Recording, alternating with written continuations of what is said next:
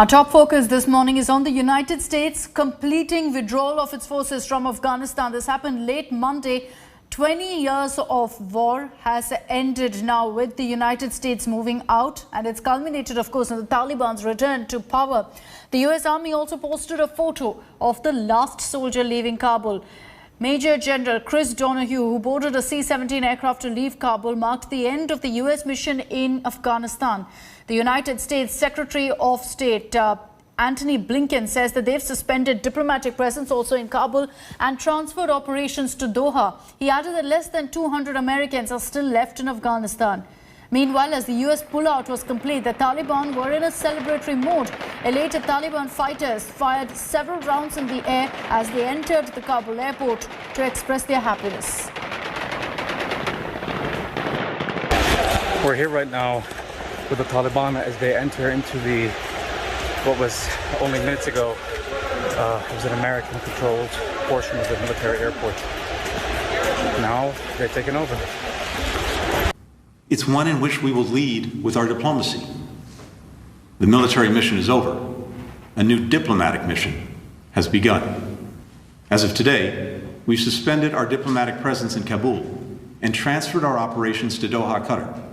We will use this post in Doha to manage our diplomacy with Afghanistan, including consular affairs, administering humanitarian assistance, and working with allies, partners, and regional and international stakeholders to coordinate our engagement and messaging to the Taliban. We believe there are still a small number of Americans, under 200 and likely closer to 100, who remain in Afghanistan and want to leave. We're trying to determine exactly how many. We're going through manifests and calling and texting through our lists, and we'll have more details to share as soon as possible. As the United States finally pulled out its last soldier after spending 2 decades in Afghanistan, the country is now in tatters. The Taliban beginning its rule now. It's complete chaos in the war-torn country. Afghanistan now stares at a hunger and financial crisis.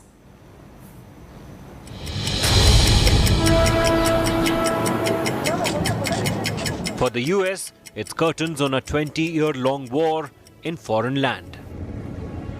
But for Taliban, it is a new beginning. And they are down to business. God willing, we will try to establish a safe atmosphere in all the provinces of Afghanistan so that the people do not worry and do not fear the Mujahideen, because they are our brothers and we protect them, and together with them we will build the homeland. Despite these assurances, across the country, the situation is nowhere near normal. In Kabul, these are the frantic scenes.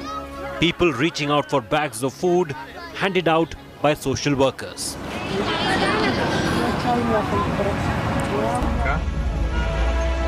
Desperate lines outside ATMs ahead of full-fledged Taliban rule.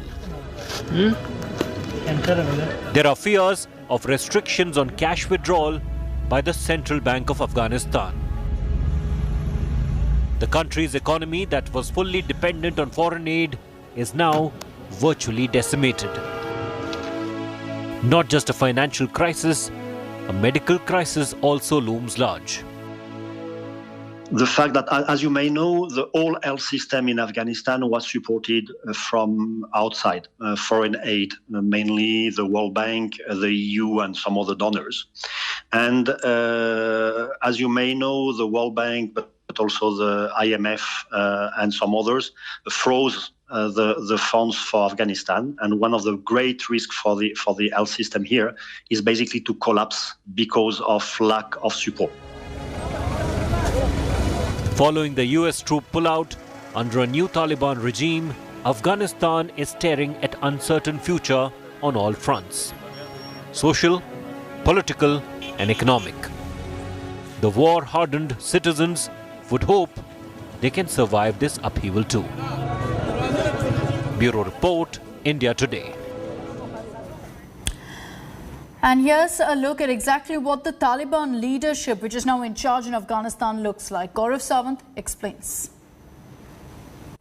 As US forces now withdraw from Afghanistan after 20 years, who will be completely in control. This is the Taliban leadership. Right on top is this man. His name is Haibatullah Akhundzada. Mullah Akhundzada is the Amirul Momineen, or the commander of the faithful. Right on top, he's currently in Kandahar, hails from Kandahar. Will he be the head of the government, or will he control from outside? That remains to be seen. He is from the Pashtun community, hails from Kandahar, is of the Nurzai tribe. Seen more as a religious preacher, a qazi, an interpreter of rules, than a field commander. Of course, he has been in battle. But one man who will play an extremely important role is this man, Mullah Abdul Ghani Baradar, or Mullah Baradar. He heads the political wing. So right on top is Akhundzada, 3 deputies. The political wing is headed by Mullah Baradar, a Pashtun, Durrani, Sadozai tribe. He spent 8 years in a Pakistani prison. But the most powerful military man, someone who's considered extremely close to Pakistan, is Sirajuddin Haqqani, heading the Haqqani network. Now, this is where Pakistan's ISI will become extremely crucial in the days ahead. Known as the sword arm of the Taliban, heads the Haqqani network, a Pashtun, spent his childhood in Pakistan, Zardan tribe. Now, Haqqani network is seen as somebody who operates at the behest of Pakistan's ISI. Now, what also is extremely crucial at this point of time is that it's the Haqqani network that's in charge of security of Kabul and areas around. Will there be fissures? Will there be fissures, for example, with Mullah Yaqub? Mullah Yaqub's father is the founder, or was the founder, of the Taliban, Mullah Omar. Mullah Omar, his sister is Mullah Baradar's wife. So they're also related. Now, Mullah Yaqub is very young. He's considered the future leader of the Taliban, but he was in his 30s, and that is why he said, let somebody else head the organization while I gain military experience. So he's the military commander. He's been a part of various operations against the West, but then he says he'll wait till he takes over the organization. Now, he's in charge not just of the military wing, one part, but also ideology and religious affairs. So while these are the faces, there are of course others, but what's extremely crucial is this organization called the Rahbaris, or the Shuras. Now, why does this become extremely important? The Rahbari Shura is a group of leaders of the Taliban who fought against the Soviets. Now they sit back in a place called Quetta in Pakistan, and that is why they're also known as the Quetta Shura. Amongst the Shuras, they are the most influential and the most powerful. Why are they influential and powerful? Because they control the hierarchy, the leadership on important issues. Even Mullah Akhundzada has to consult the Shuras.